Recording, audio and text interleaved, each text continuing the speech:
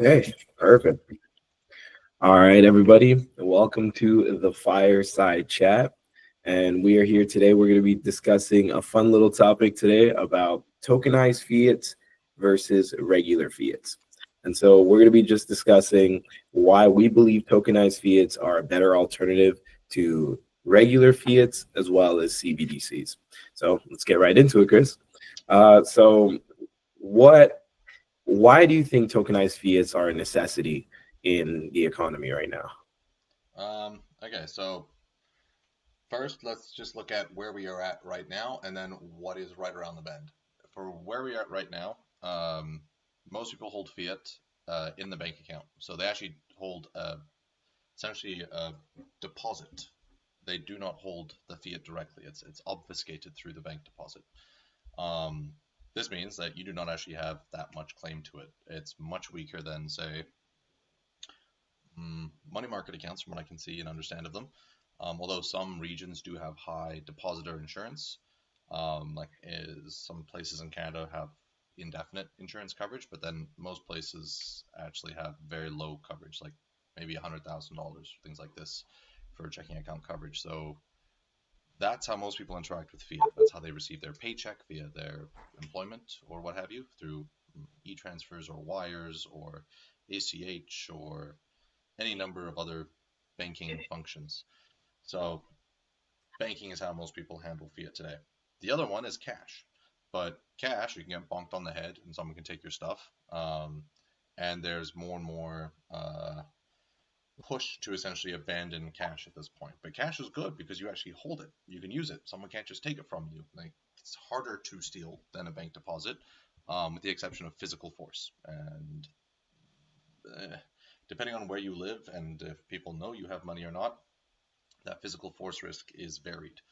Um, so Hmm. we need some sort of solution that's better than the banking solution for handling a fiat, and that is better than cash. And what's right around the bend, supposedly, to address this problem is CBDCs. But they then strip away all the good things that we have from fiat and replace them with a bunch of bad things. So at least with a bank, you have multiple different banks you can go to.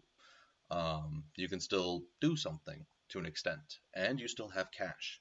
But once we move to a CBDC structure, your level of autonomy completely disappears, and your ability to meet your basic needs also disappears. And I think, as everybody is very well aware, the institutions, the government institutions that are supposed to take care of us, don't do a very good job of it. And they make a lot of mistakes, and there's a lot of bad actors who are attracted to those positions of power so that they can abuse those positions of power. It's not that the system is inherently evil or bad, it's just there are bad humans, and they are attracted to these positions because of the power.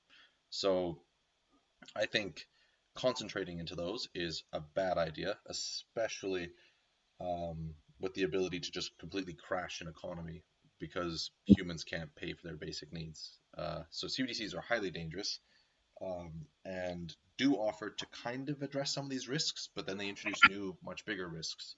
So we need some sort of solution which kind of addresses this. And tokenized fiats or stablecoins actually address this much better. The problem with stablecoins is you either have the fully backed stablecoins like Circle and Tether, where you get a really good on-ramp, off-ramp functionality, but they're issued and managed by a central entity, which means you still have a concentration risk or counterparty risk. Then you have algorithmic stablecoins, which are much better, but you lose that on-ramp, off-ramp functionality. Your ability to move from TradFi to modern finance or crypto is broken.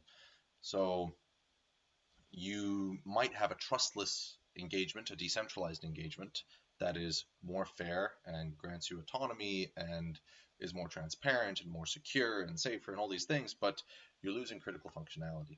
So tokenized fiats are like a happy medium where you get the benefits of decentralization because you apply the principles of decentralization to having a plethora of specific entity structures in specific locations, and the way in which those structures are constructed are to the benefit of the protocol first and foremost, and therefore you build an obligation, which means you can still utilize traditional court structures, but you don't have to use them because most things are programmatically controlled at the protocol level.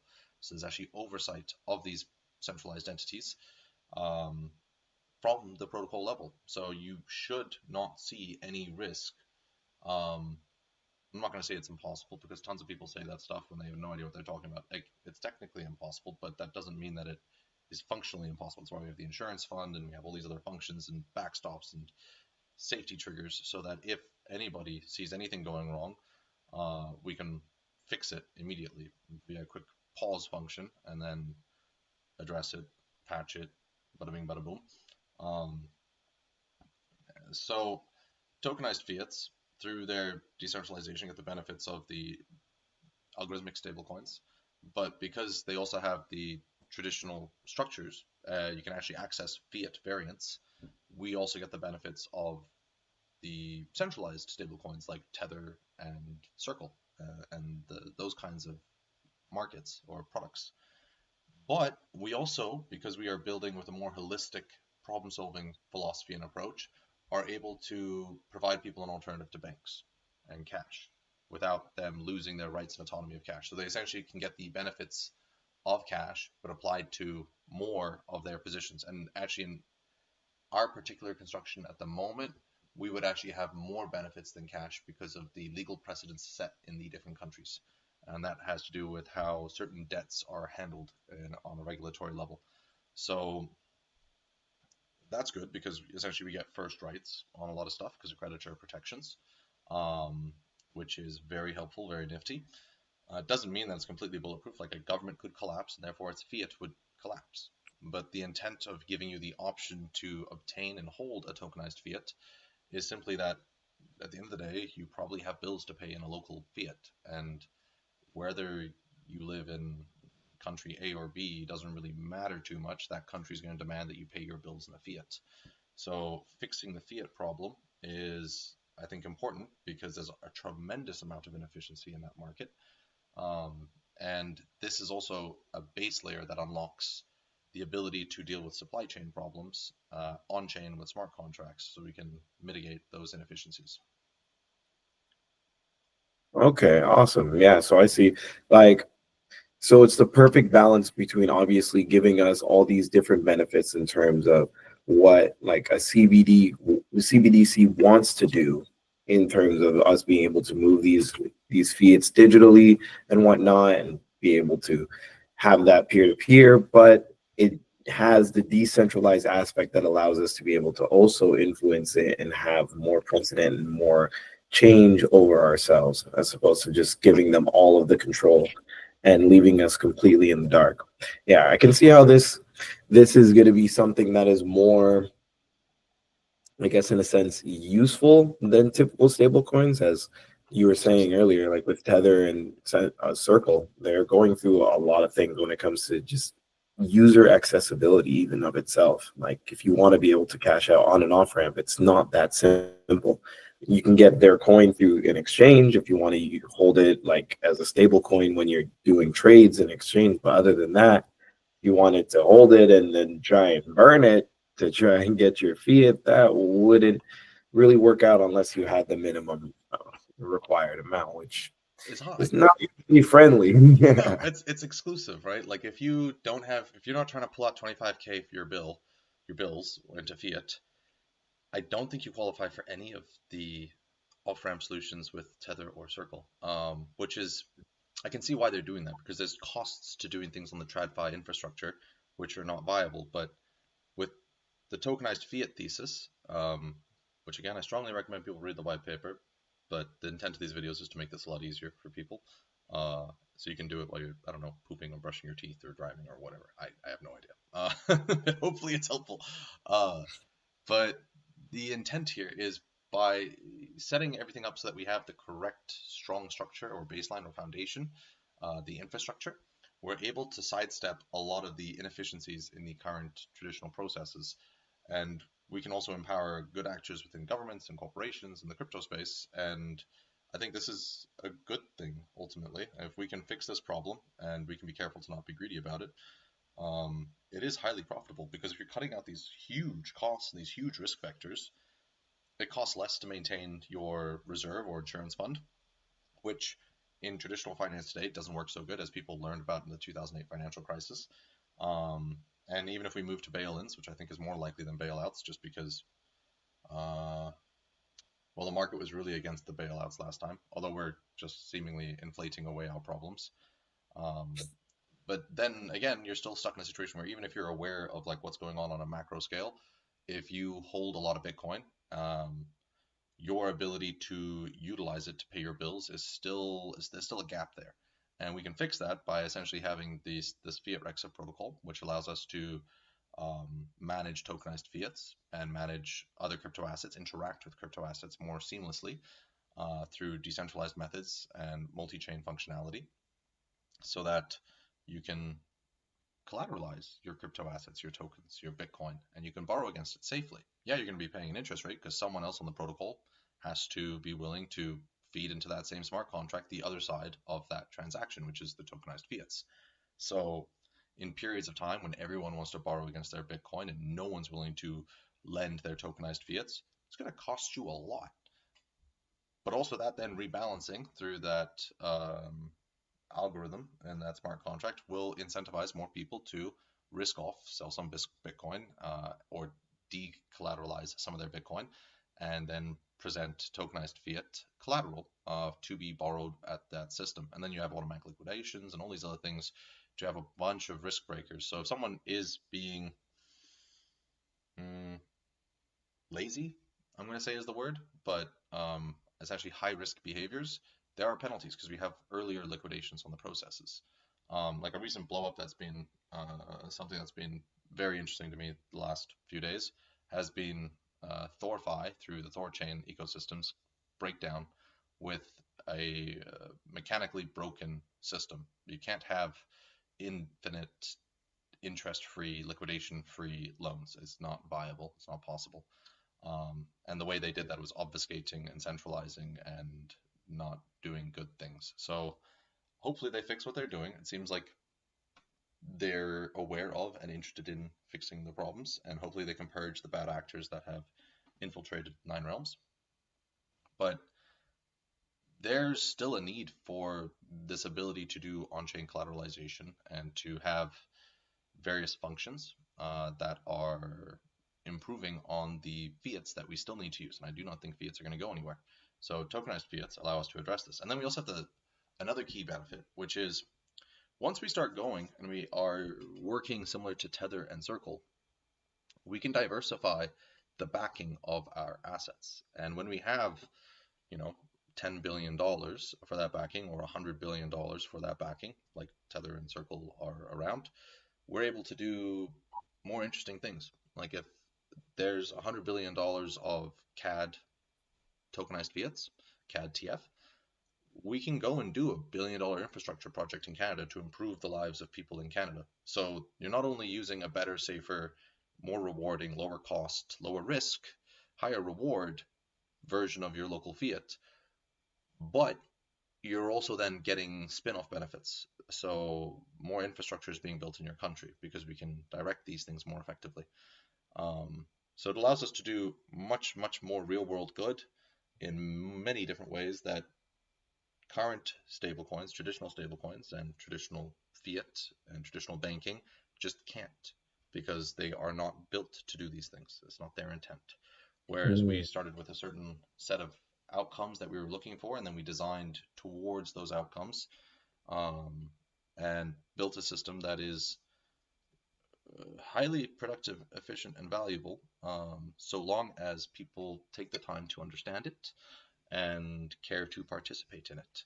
So that is, I think, really a substantial shift. It might take a while for people to learn about it, but I mean, it's been, 14 years since I first found out about Bitcoin, and I thought, oh, this will go through the market so fast. Like, people are going to read this white paper in like the next 2-3 years, and we're going to have like 10% adoption by 2020. Bitcoin's going to be way over 1 million. No, I've learned that people do not read very effectively and do not act as rational persons a lot of the time. But there are some rational actors in the market, and we just need to provide them enough context and information in as simple and accessible a format, as convenient a format as possible, so that they can hopefully learn about what is going on. And I think in many cases, the informed and rational participants already know about a lot of stuff. So they're going to be reading through that white paper after probably seeing some form of content like this and being like, oh my God, someone finally fixed this problem. Yes, yes, someone finally did. Someone is finally fixing this problem. It has plagued the crypto space for a long time, and it also, by doing this, we're fixing the liquidity problem in crypto. Like right now, if you sell a small percentage of Bitcoin or Ethereum or some other core crypto uh, token or coin, your slippage is fairly substantial because we have like not great liquidity. We're still having this trouble with this interface between traditional finance and crypto. And once we address that problem through tokenized fiats, which is the only thing I've found that can address that or created that can address this, um, then we're going to be able to have much lower slippage, and you're going to have better fulfillments, and you're going to have a better user experience overall, and you're going to have better onboarding because functionally there are some people who will just not understand crypto ever, but for them to understand tokenized fiats will be easier because it's going to be more analogous to what they're already familiar with and comfortable with in their day-to-day lives. So if we can integrate tokenized fiats into people's day-to-day lives so that they can benefit from it and see the benefits of smart contracts in real time and see the mitigated fraud and see the mitigated loss and increased gains and all these other things, um, I think it's more likely that those people will be open to putting more of their portfolios into Bitcoin because it'll be so much more convenient and easy for them. So I think there's a very strong motive for people who are pro crypto to want to push tokenized fiats, especially with the risk vectors present in Tether and Circle, which, with the dependency of the ecosystem on these projects right now, are potentially fatal. They are very serious risk vectors that we're ignoring because it's working right now, but they are in effect ticking time bombs because they are still centralized entities. And we've only got two participants. So even if you assume that they are perfect, you should still follow risk mitigating behaviors and have an interest in seeing this type of protocol, FiatRexa, as a protocol succeed. Because even if it is a small fraction of the market, it provides a risk reduction. It balances things out and takes catastrophic failure off the table, which is substantial. And that's from the crypto perspective. From the government perspective, it takes catastrophic failure off the table from the CBDC side and from the banking failure side. So it does still require a more educated user, but at least educated users now have an option. Whereas at present, or before, without FiatRexa, they don't. So I think that's a very important element in this, and that's why we also say tokenized fiats, because we're not really stablecoins. We're quite different from algorithmic stablecoins and fully backed stablecoins. It is simplified. It's literally just the tokenizing of fiat. That's all we're doing. And then there's the protocol layer, which has like all the other functionalities, which do different things. But at the base, the whole crux of it is tokenizing a fiat to make a king fiat format. Mm. Yeah, so then it just functions a lot better than any of the other options that are out there. Because, yeah, in I guess the current functions of like stable coins, or at least the way that they're built in and of itself, is like there is certain flaws that just kind of can't be patched. And it doesn't really help. Like you were saying, there's only two companies out there. And so the options are, well, you have none. So literally, if anything were to happen to Tether or Circle, the crypto market would face something extremely catastrophic And we because saw people, this. yeah. Like Tether has had fears of collapse. Circle has had fears of collapse. Got essentially bailed out by the government because Circle kind of is a CBDC. But both Tether and Circle have actually functions written into their smart contracts, which allow them to repossess or steal fiat, the tokenized fiat, their stable coins. So you don't actually maintain the autonomy you have with cash. It is now more similar to banking, which means one bad actor who's after power can infiltrate one of these centralized entities and fuck over a lot of people, which is what has happened a lot and is an inevitable consequence of those behaviors and that structure and that design. So we need to actually have something that's got precedence of 6 centuries of being solid and being reliable, being dependable. It's like older than some countries. I'm pretty sure that's older than America and Canada. So the precedent basis is strong, and it also means it's all fully compliant. It's just maybe not compliant in a way that bad actors would want it to be compliant. It can't be manipulated, warped, and it can't be used to defraud the broader public, which I know there are bad actors in centralized entities and in institutions who want that because it's in their best interest, because they can just rob a bunch of people. Like Yeah, FTX they is an just end up example. profiting off of that extremely. Yes. Yeah, that makes a lot of sense. So, how exactly, just to make it clear for a lot of people, in terms of differences between stablecoin and tokenized fiat, what's the difference in terms of how we back the asset compared to the other? So we are fairly similar in the claimed backing, at least. We have some variance because we actually focus on like real world physical tactile utilities as well. So things like power plants, bridges, tunnels, etc., like actual real world infrastructure. It depends on the community.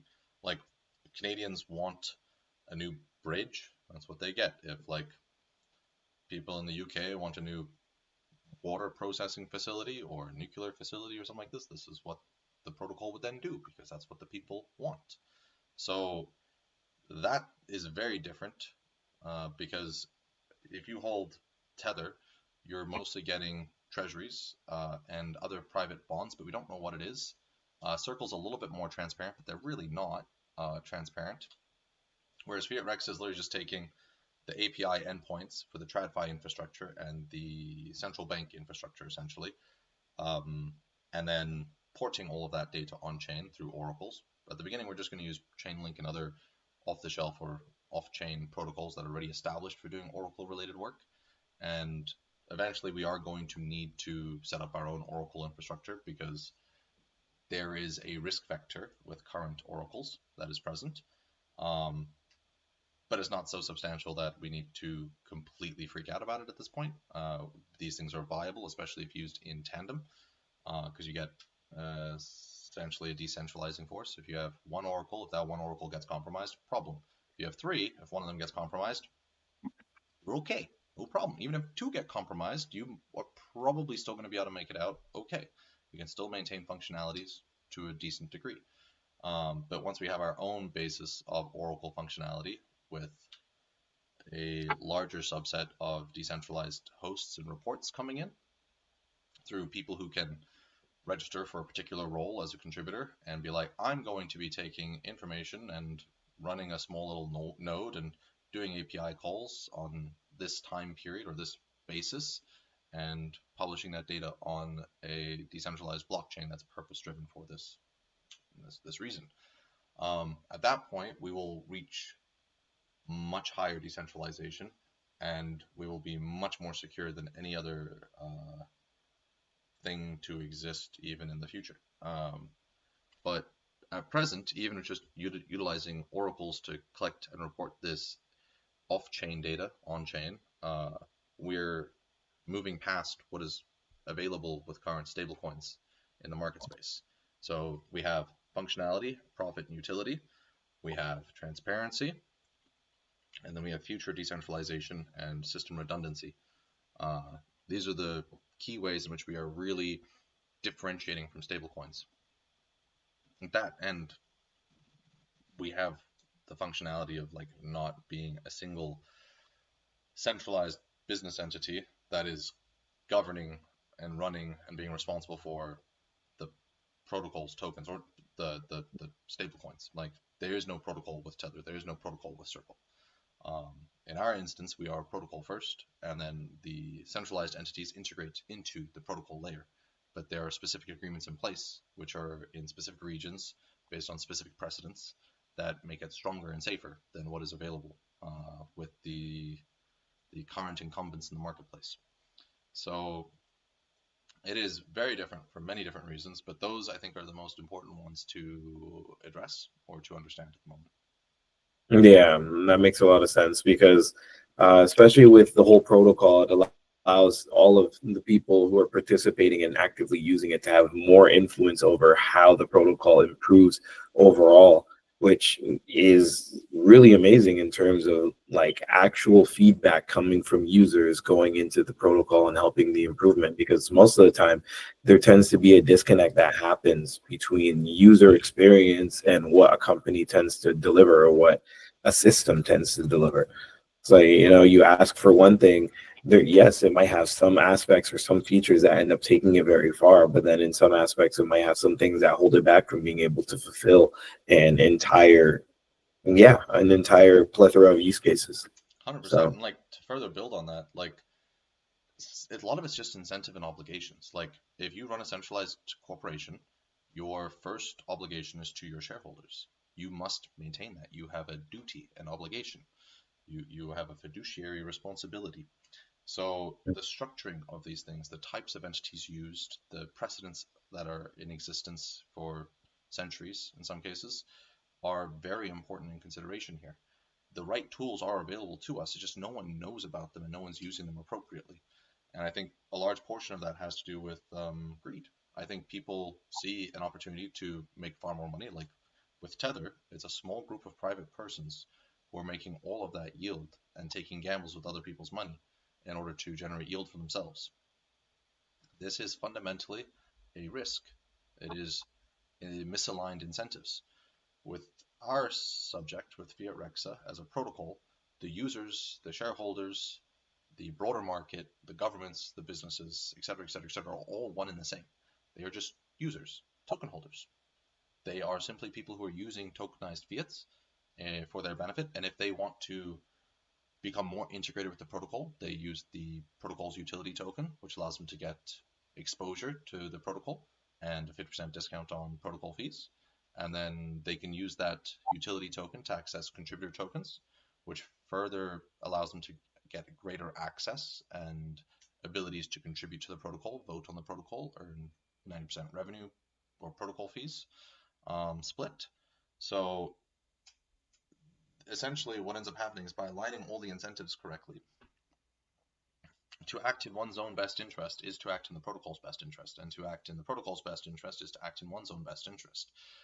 By aligning all of this correctly and using appropriate backstops and failsafes, even if a bad actor were to enter the FiatRexa ecosystem, unless they were willing to burn billions or trillions of dollars to do an aggressive takeover, they would have no chance. And even then, there is still a low chance of success, because if we are contributors of the FiatRexa ecosystem, we are, um, then we might not sell the tokens for the contributor system, even if the price pumps 100,000x or a million times. Like if it was $1 and now it's $1 million per token, but the protocol is something I really believe in, I might sell 1% of my tokens because that's a ridiculous amount of money. And I think most people would be inclined towards doing that, but I don't think they would dump all their tokens. I don't think, if they genuinely believe in the protocol and they see the value, that monetary bias is going to completely overrule them. I think the ability for greed or monetary bias to influence an individual is up to a certain level of capital, and at that certain level where they just don't need more money, it ceases to be effective against them. So that risk vector is fairly well mitigated, but it's in a decentralized functionality. Like there is always going to be a chance of a single person with a money printer being dedicated towards taking something over, but I don't see it as being likely at all. If it was likely, I think we'd probably be seeing that happen with Bitcoin already, and Bitcoin would be like $1 billion per Bitcoin or something insane. Um, I don't think that's probable. I don't see it as being the risk being worth the reward for that bad actor to make that move. Because again, even if they do pump up that utility token price like crazy to access a bunch more contributor tokens in order to get a controlling vote situation, it's going to cost them so much money. It's just not viable. And on top of that, the current contributors, the entire community, all the users, we would make a ridiculous amount of money in that situation, which is our worst case outcome. And we could just go and rebuild the protocol all over again, even if this one gets taken over and destroyed. So I don't see the risk reward being worthwhile for a bad actor to even try and take it over. But I think it's worth mentioning still, even if it's like a infinitesimally small chance, it is still a legitimate risk that does exist. Hmm. Yeah, but for the most part, the protocol is built in a way that it completely benefits all the users that get involved. And so, guys, get involved. Tap in with FiatRexa, tap in with the white paper, learn a little bit more about what the tech has to offer. And yeah, join our communities. Let's start the conversations and just connect with each other. 100%. And yeah, as a contributor, because of my biases, my life philosophy, I've designed this so that as a contributor, you can work once and get paid forever. Instead of you working a job where you build things that are highly valuable, especially if you're someone who's more technically inclined and you do like autonomous things, so you build systems that do the work and make value in an ongoing fashion, you actually get rewarded for that here because you can do the work once, you can build a system to automate the job, and you can integrate into the protocol, get paid more utility tokens for your bounty, your completion, your work task, and they just consistently keep giving you that share, that proportional share of that majority of protocol fees. So the only time that could be like not covered for you uh, would be for something I can't imagine. And even in that case, there's the reserve from the treasury. So any contributor can just privately tip you, like myself or like anybody else. And this is true to ethos of crypto. Like if you do something valuable, you're going to be rewarded for it. And if, as long as we foster that community and that space and that mindset, like we had in the early days of Bitcoin, but which is mostly now lost. Like the original ethos of crypto has been mostly lost at this point, which is very sad because it was beautiful. But I think we can restore elements of it, and it just Yeah. it's highly valuable and it's a much better space. It's happier. It's more fulfilling. It's far more profitable. So it's better in every single way. I don't know why it has fallen apart so much. I think it's just most people don't think about building value. Most people just think about making a quick buck, and I think that is infected the crypto space now as well, which is very sad. Yeah, yeah, for sure. I mean, we can see it right now, especially with the craze going on right now with the meme coin market. It is something like we've never seen before. We saw memes before, not like this. This is a different level. So, yeah, like we're Very here to much so. bring value that's here to help, in a sense, feed people for generations to come, not something that's going to be here today and gone tomorrow. Agreed. I think yeah, that's a really good point because like meme coins, it's like yes, you're taking a gamble. You know, you have your 0.01% chance of having a profitable trade. Um, or whatever the probability is. I imagine different strategies yield different probabilities. Like if you were to have a sniper bot and you're selling after a 2x, you probably have a much higher probability of success, especially if you apply correct filtering mechanisms. Um, but it's just that one profit, you know, like you buy and you sell. That's it. You're done. No, nothing else. There is no fundamental value being built. So you're not going to get that compounding benefit, and that is Mm. really the magic. Whereas with FiatRexa, if you get our token, our utility token, you use some of it to not have to pay as many fees, so you're saving money. So that's going to benefit your compounding on your gains. And then if you use some to become a contributor and start doing things inside the ecosystem, you're now earning at a greater rate. And then when you're earning at a greater rate, you're earning in a compounding returning fashion. So as the protocol grows, you're earning more and more and more and more.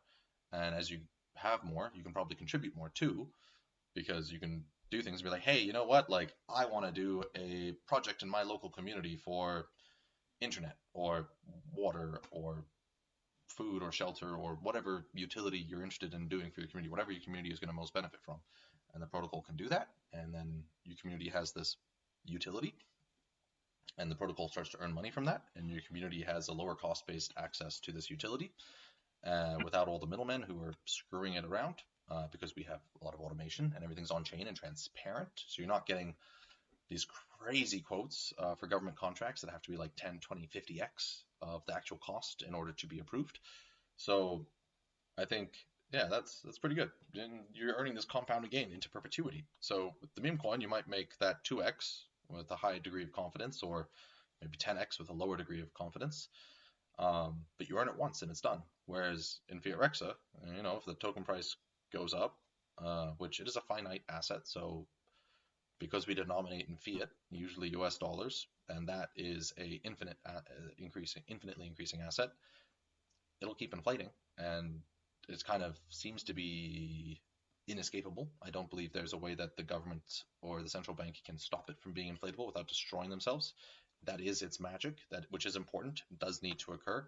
It is valuable. Um, but therefore, the FiatRexa token value should go up on that basis alone, assuming no user growth and no utility growth, no profitability, no value generation, just flat static existence would theoretically cause price increase. I'm not saying that's what we're going to do at all. I think that's a horrible plan. I think we should be building a tremendous amount of value because that compounding is better. But yeah, I think if people are thinking about meme coins, don't do it. Do FiatRexa instead. Come in, become a contributor, develop skills, develop your career, get experiences, and be able to help build something that makes the world a better place, makes your life better, and makes the lives of your loved ones better too. So I think that is a good thing to do. I think it is noble. I think it is also, because of its design, while it is self-serving, it is also serving of others. So it's not the normal problem we have in society where it's like you work for the benefit of others and then you're just kind of like wasting away at yourself or eating away at yourself in order to do something for the benefit of others. Here it's all aligned. So as you work towards the benefit of others, it is helping you at the same time. And if you are just a greedy person who's just interested in helping yourself, well, you have to do things that benefit the majority. So that's nifty. It's a good play on game theory, which capitalism originally did very efficiently or very effectively. So yeah, is there anything else we want to touch on? No, I think that we touched on everything in terms of how FiatRexa is bringing tokenized fiats and how tokenized fiats stack up compared to stable coins. So I think next week what we will get into is how FiatRexa's system will be able to influence like supply chain with our smart contracts and the different products that we're going to implement to be able to help this process. All the protocol units. I like it. I like that very much. Excellent. Yes, sir. Cool. All right. Well, thank you, my guy. I appreciate you very much. Thank you. And this is the Fireside Chat. We are signing out, guys. Appreciate everybody who tuned in. We'll catch you next week. Take it easy.